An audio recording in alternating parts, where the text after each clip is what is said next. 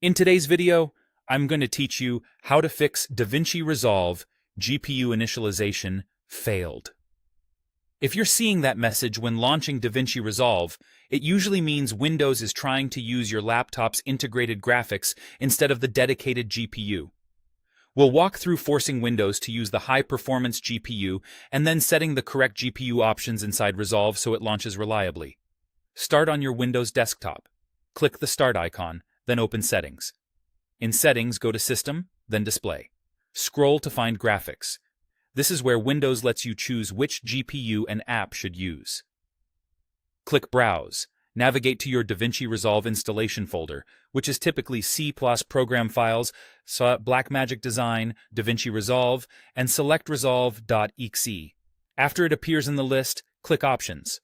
Choose High Performance to tell Windows to run Resolve on your dedicated graphics card, and then click Save. If you're on a laptop, it's a good idea to plug in the power adapter because many systems limit or disable the dedicated GPU when running on battery to conserve energy. Now, launch Davinci Resolve from your desktop.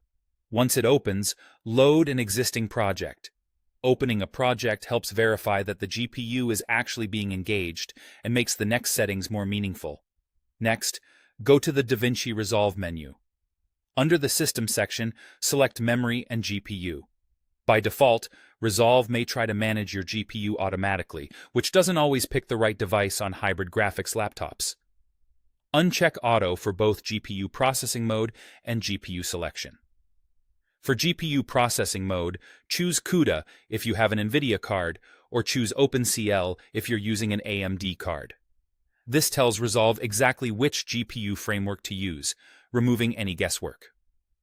In the GPU selection list, manually check the box next to your dedicated graphics card. This ensures Resolve will initialize the powerful GPU rather than the integrated one. Again, if you're on a laptop, keep it plugged in so the dedicated GPU isn't throttled or turned off by power-saving features. With those settings in place, return to your project and confirm that everything is responsive. You should no longer see the GPU initialization failed error, and playback and renders should feel noticeably smoother. If you ever install Resolve to a different folder, remember to update the Graphics App Preference path in Windows so it still points to resolve.exe. And if you switch GPUs in the future, revisit the Memory and GPU panel to confirm your processing mode and selection are still correct. That's it. Follow these steps anytime. Windows falls back to integrated graphics, and Resolve should launch on the right GPU every time.